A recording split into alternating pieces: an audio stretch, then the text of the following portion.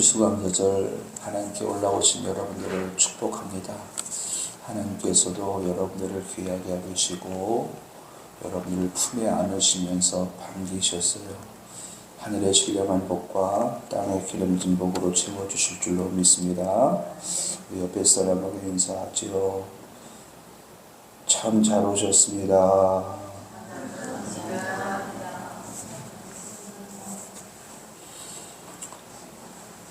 우리가 가끔 이런 말을 듣습니다. 어떤 말을 듣느냐? 하나님은 살아계십니다 라는 말을 들어요. 그러면은 이 말을 듣는 순간 어떤 사람들은 그 즉시 아멘 하면서 하나님께 영광을 올려드리며 감사하는 사람이 있고, 반면에 별로 감동 없이 습관을 쫓아서 아멘 하는 사람이 있습니다. 마귀는 어떨까요? 마귀는 하나님의 존재를 알고 있어요. 하나님의 능력도 알고 있습니다. 하나님이 살아계시다라고 하는 것도 알고 있고 믿고 있어요. 예수님이 하나님의 아들이라고 하는 것도 알고 있고 믿고 있어요. 그리고 사람들에게도 그렇게 이야기를 합니다. 그런데 저들은 하나님의 말씀에 순종하지 않아요. 오히려 하나님을 대적할 뿐이지요. 하나님이 하시는 일을 방해할 뿐이지요. 이렇게 하나님이 살아계시다라고 하는 사실을 마귀도 아는데 정작 우리들은 어떨까? 제가 알고 지내는 장로님 부부가 있습니다. 이들 부부가 결혼할 때에 그 친정엄마가 점집에 가서 점을 봤더니 이들 부부가 결혼을 하면은 청상가구로 살게 된다는 거예요. 그래서 결사반대를 했죠. 이들 부부가 다른 점집을 찾아갔어요. 그랬더니 거기서도 똑같은 말을 하는 거예요. 그래도 두 사람이 사랑을 끊어놓을 수가 없어갖고 고민하다가 다시금 점집에 갔답니다. 그랬더니 그 점집에서 하는 말이, 내가 섬기는 신보다 더 큰 신을 섬겨라. 그리하면은 당신들은 결혼해서 행복하게 살 수 있다. 이런 말을 해주더래요. 그 큰 신이 누구냐? 그랬더니 교회 다니라는 거예요. 예수를 믿으라는 거예요. 그래서 이들 부부가 교회에 나가서 처음 등록한 교회에 신앙생활을 시작하면서 지금은 그 교회 장로부가 되어 있습니다. 이렇게 마귀도 하나님이 살아계시다라는 그런 사실을, 오늘 추수감사절 성전에 올라오신 여러분들, 하나님은 살아계십니다라는 말을 들을 때마다 믿음을 담아 감사하면서 아멘 할 수 있는 여러분들이 되시기 바랍니다. 우리가 왜 하나님께 감사하는 마음을 매 순간순간마다 올려드려야 되느냐? 오늘 말씀 속에 보니까는요, 감사로 제사를 드리는 자애를 하나님께서 영화롭게 하시겠답니다. 그리고 그에게 날마다 구원을 주시겠다는 거예요. 여기서 구원이 뭐 영혼의 구원뿐이겠습니까? 삶의 구원도 주시겠다는 거지요.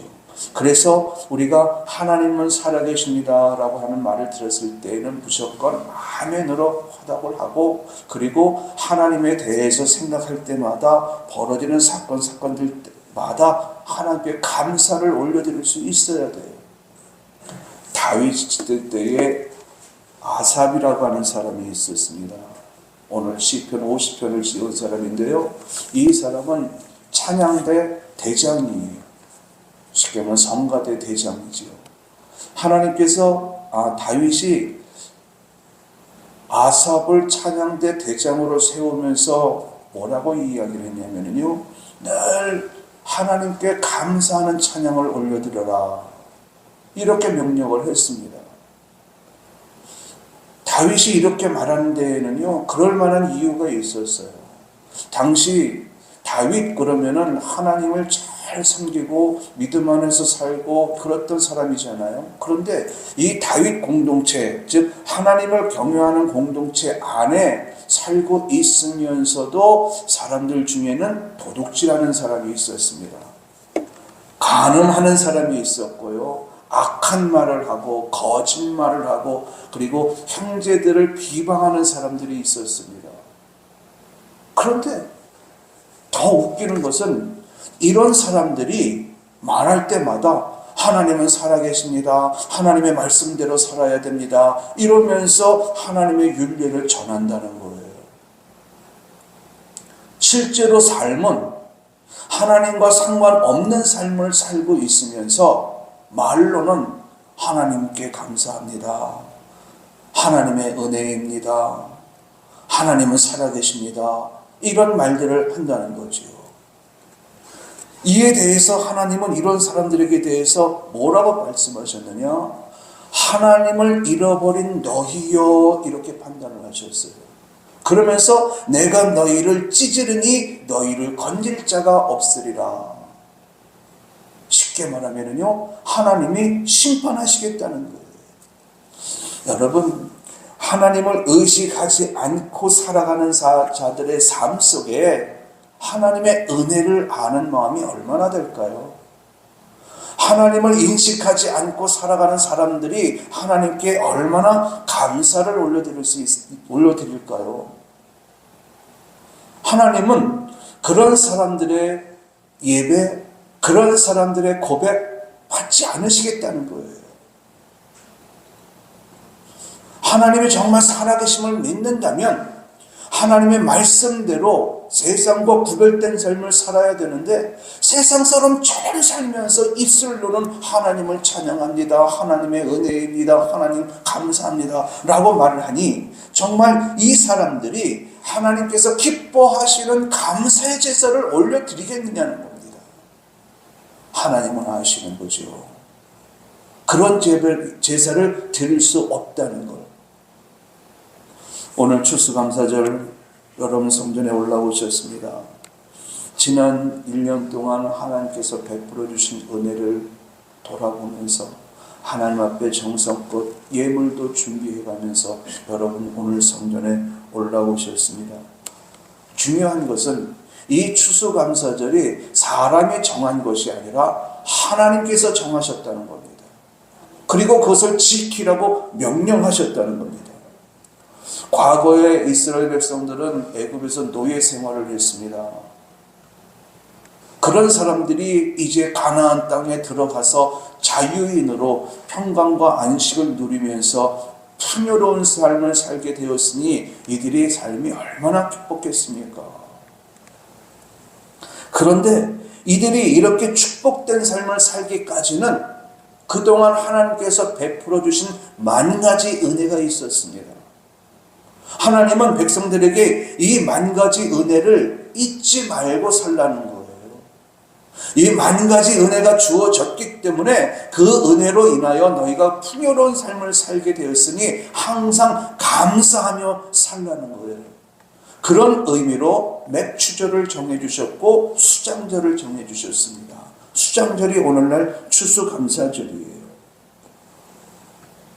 그러니까는 하나님께서 절기를 정해주시면서 지키라고 명령하신 데에는 사람들의 마음속에는 아무리 큰 은혜를 입었어도요, 시간이 지나가면은 그 은혜를 잃어버려요. 그리고 망령된 행동들을 하며 살아가죠. 그래서 그런 삶을 살지 않도록 미연에 방지하기 위해서 하나님의 은혜를 잊지 말고 늘 감사하며 살라고 말씀하신 겁니다. 여러분, 얼마나 감사하시고 계신가요?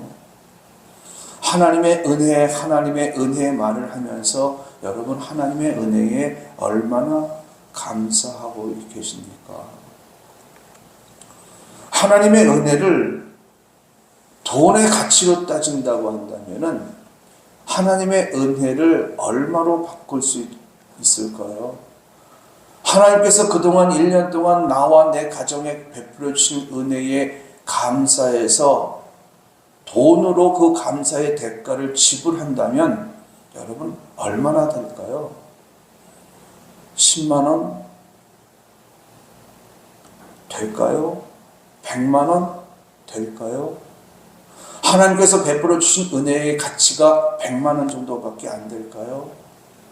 그런데 우리는 그 하나님의 은혜에 10분의 1, 100분의 1도 감사한 마음을 올려드리지 못해요.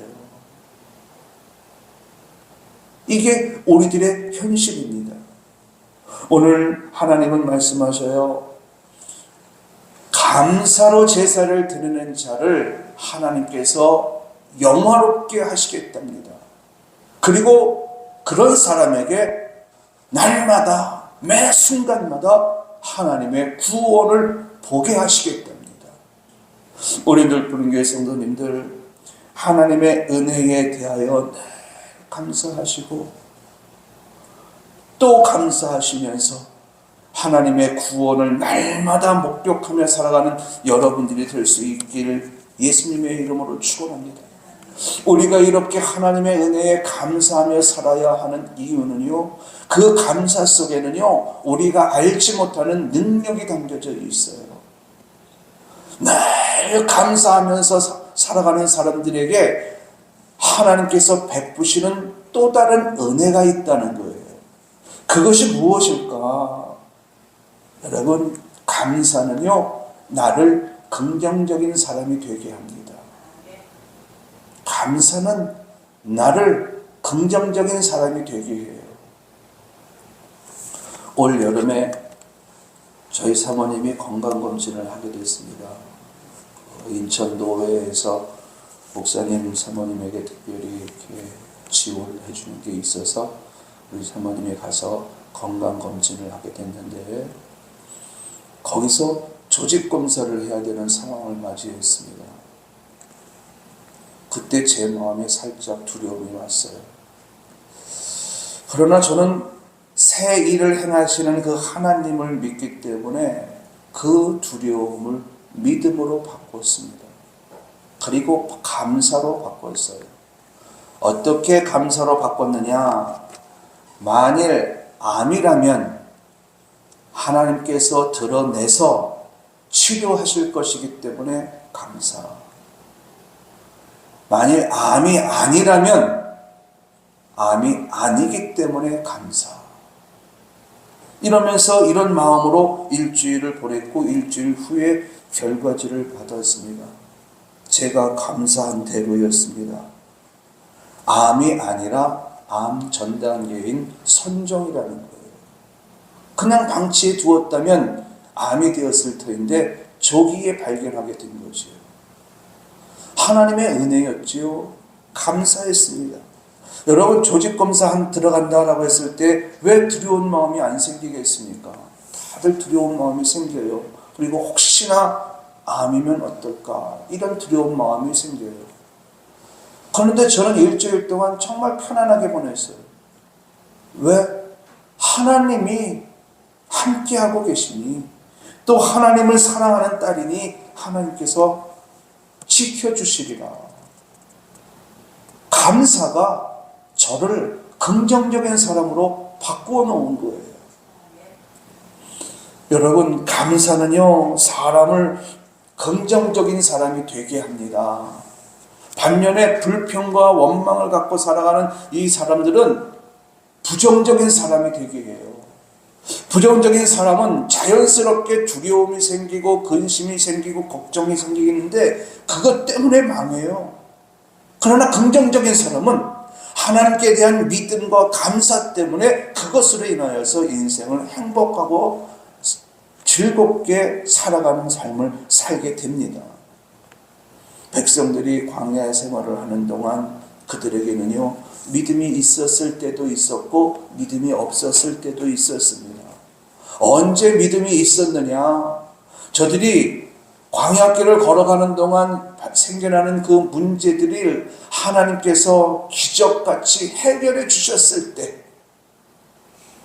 하나님께서 저들의 앞길에 놓여져 있는 인생의 장벽들을 기적같이 해결해 주셨을 때 그때 그들은 하나님을 믿습니다. 하나님 감사합니다. 하나님의 은혜입니다. 이러면서 하나님께 영광을 올려드렸어요. 그런데 저들이 믿음이 없었을 때는 언제냐? 새로운 인생의 문제를 만났을 때, 그때 그들은 늘 하나님을 원망했습니다. 하나님께 불평을 했습니다. 그러다 보니까는 하나님께 대하여 하나님으로부터 받은 그 은혜에 대해서 감사도 자연스럽게 사라지지. 감사. 결국 출애굽 1세대 백성들은 부정적인 사람들이 되어 광야에서 다 죽게 되지요. 여러분, 이 이스라엘 백성들이 이 부정적인 모습이 언제 생겼을까요?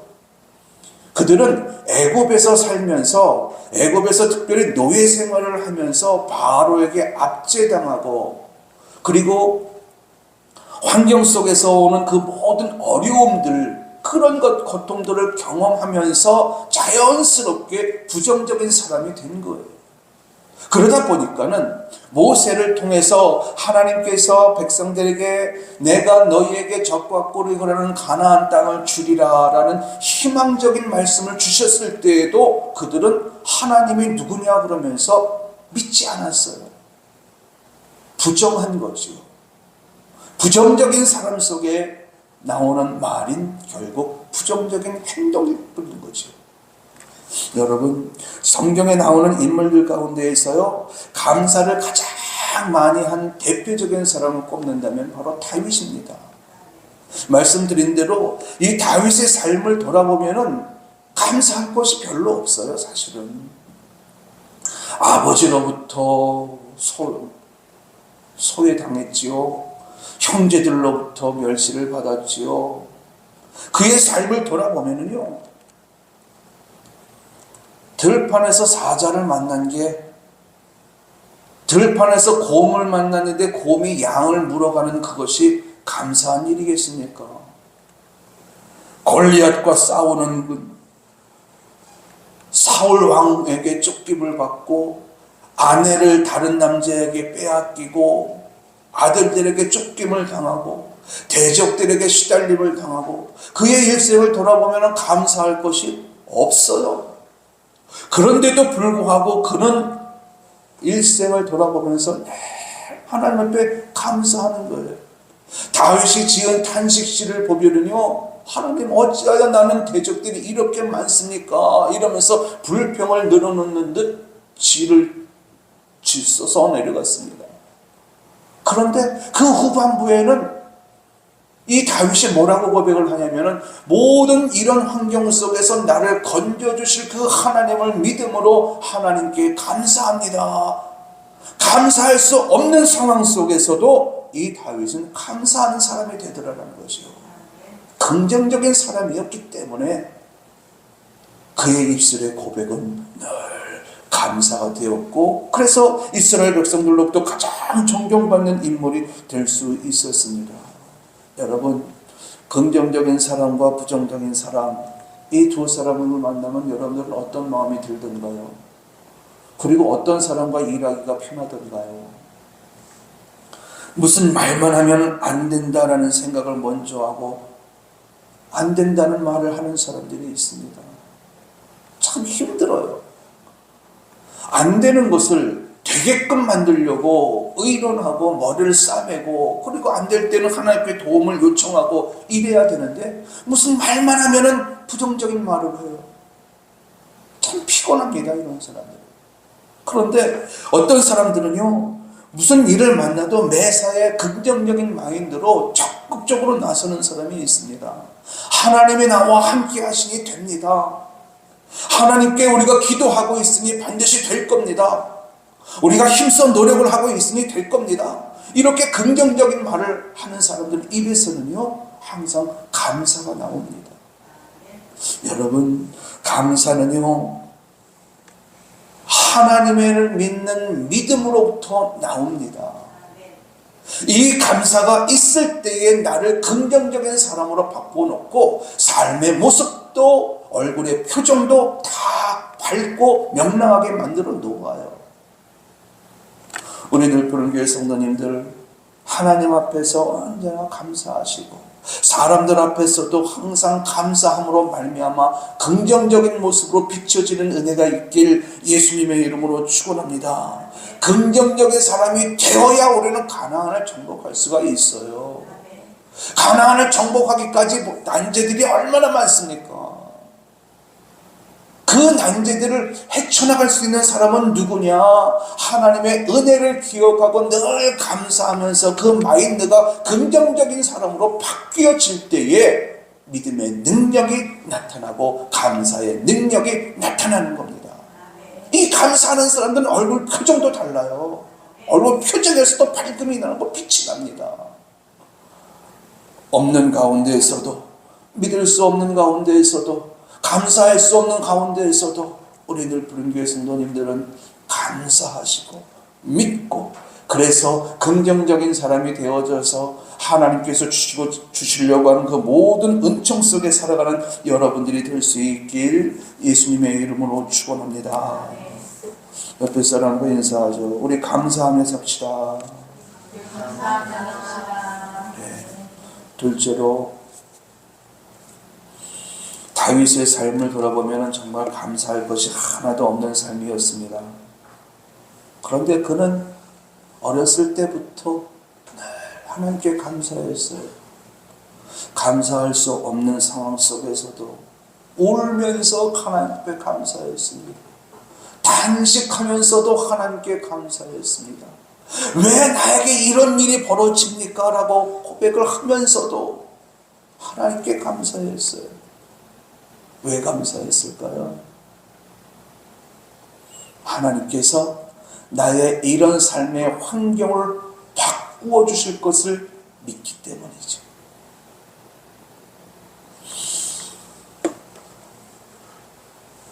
다윗의 아들로부터 쫓김을 받아요.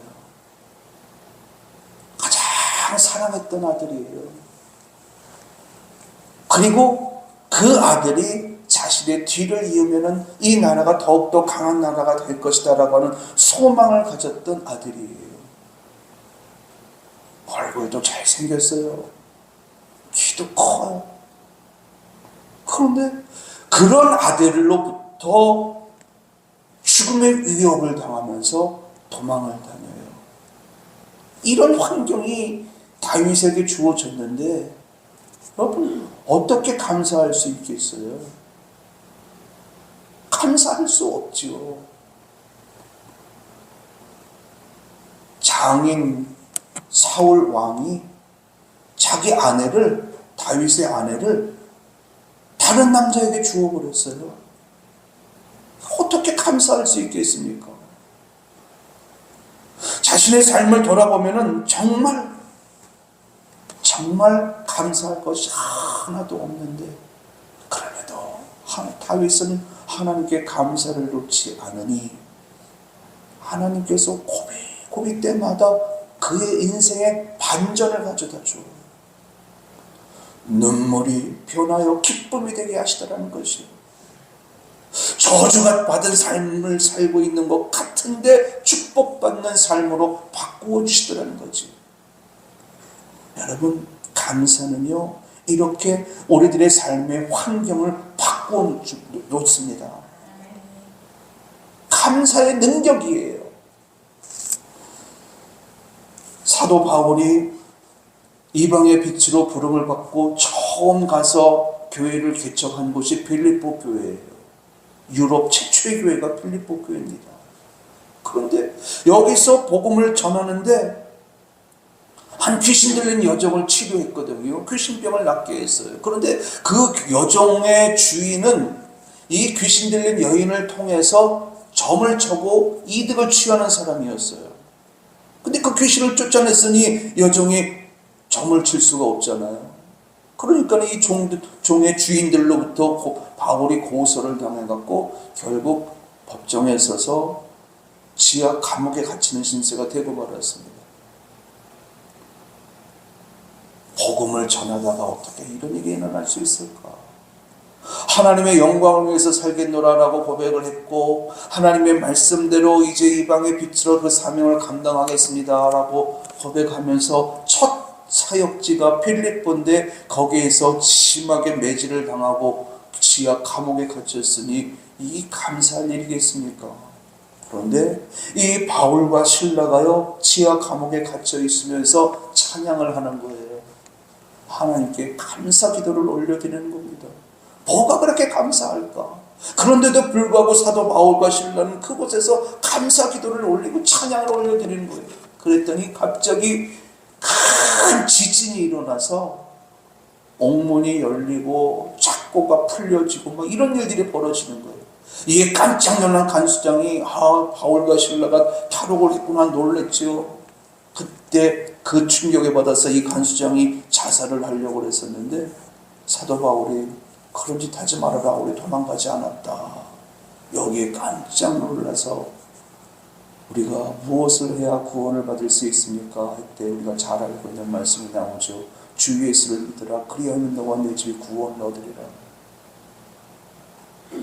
여러분, 감사는요, 우리들의 삶의 환경을 바꿔놓아요. 지하 감옥에 갇혀 있었던 이 사도 바울이 감사를 올렸더니 오히려 그것이 계기가 되어져서 빌립보 지역의 루디아라고 하는 여인과 이 간수장의 가족을 중심으로 해서 빌립보 교회가 온전하게 세워지는 역사가 일어납니다. 이런 예가 또 있어요. 아람 군대와 유다가 전쟁이 벌어졌습니다. 아람을 상대할 수가 없어요. 그래서 당시 나라를 지배하고 있었던 여호사밧 왕이 큰 근심 속에 사로잡혀 있는데, 두려움 속에 하나님께 기도하기 시작했어요. 금식하며 기도했습니다. 하나님 어떻게 합니까? 이 상황 속에서 우리가 어떻게 해야 생명을 얻을 수 있겠습니까? 하나님의 응답이 와요. 아하시엘 선지자를 통해서 하나님의 응답이 오는데, 이 전쟁은 내게 속한 전쟁이니 너는 두려워하지 말고 하나님께 감사하래요. 어떻게 감사할 수 있어요? 풍전등화인데, 언제 죽임을 당할지 모르는 상황인데 감사하래요. 이 여호사밧 왕이 그렇게 했습니다. 그리고 하나님이 시키시는 대로 성가대를 앞세워서 전쟁터에 나간 거예요. 뭐라고 성가대가 외쳤느냐? 하나님께 감사하라, 하나님께 감사하라, 하나님께 감사하라. 그대로 했습니다. 그랬더니 자기네들끼리 서로 싸우면서 서로 죽이고, 이렇게 해서 여호사밧 왕이 멋지게 승리하는 기쁨을 누리게 됩니다. 감사가 삶의 환경을 바꿔놓은 거예요. 여러분, 감사하며 사시기 바랍니다. 오늘 내가 있음에 감사, 옆에 저 사람이 있음에 감사, 내가 오늘 이 말을 들음에 감사, 내가 오늘 저 말을 들음에 감사, 늘 감사하며 살다 보면은요, 여러분들의 얼굴 표정도 밝아지고 여러분들의 삶의 모습도 긍정적인 사람이 되어져서 삶의 환경이 변화되어지는 기쁨을 누리게 됩니다. 고통이 변하고 절망이 변하고 저주가 변하고 불행이 변화되어지는 이것이 무엇이냐? 바로 감사에 담겨져 있는 능력이에요. 우리 옆에 사람하고 인사합시다. 감사하며 삽시다. 네, 마지막으로요,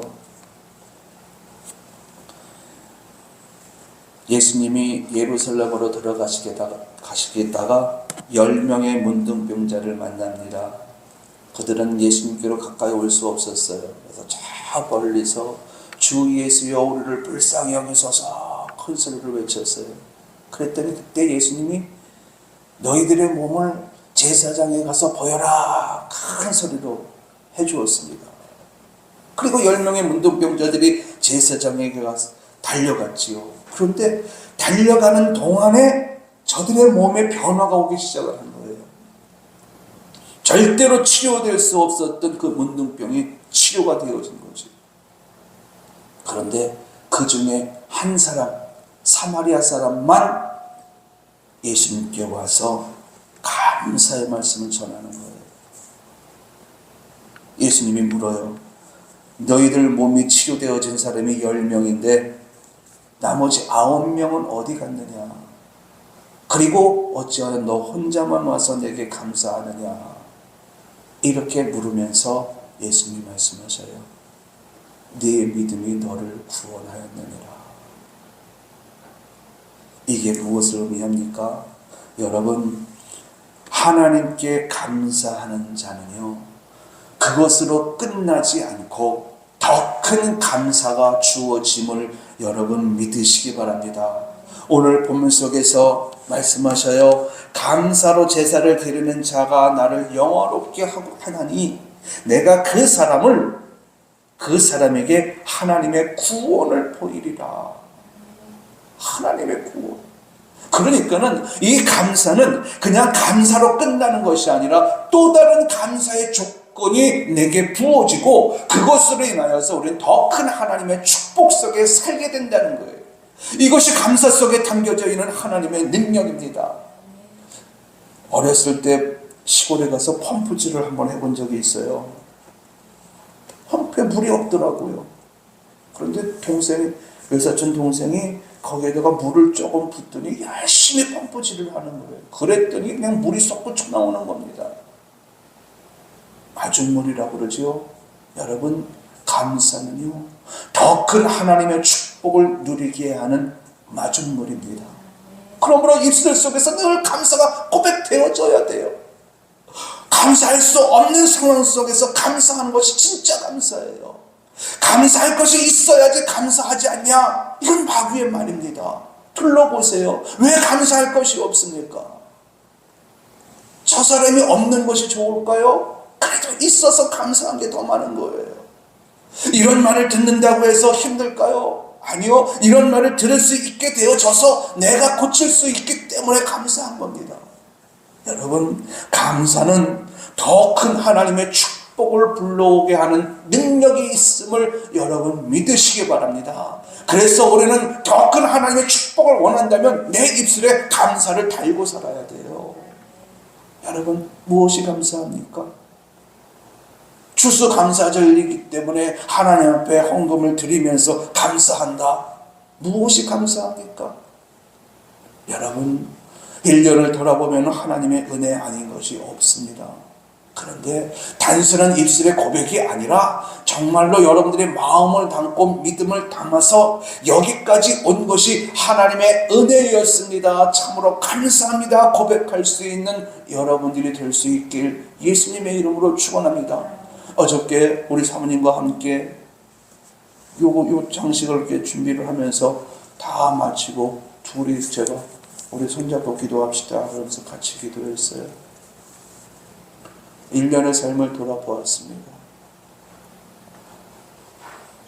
1년의 삶을 돌아보면 참 많은 일들도 있었고 고비고비도 있었습니다.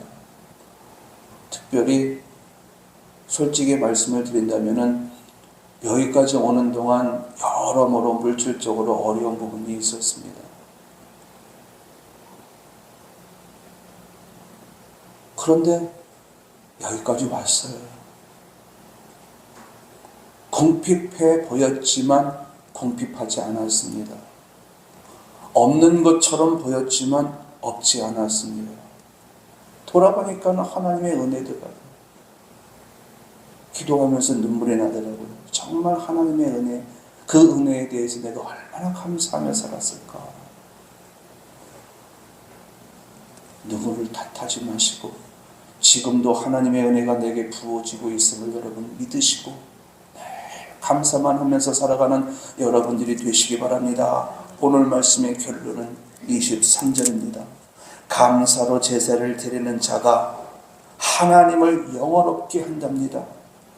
그리고 그 감사하는 그의 행위를 옳게 하는 자에게, 늘 감사하는 자에게 하나님께서 구원을 보이시겠답니다.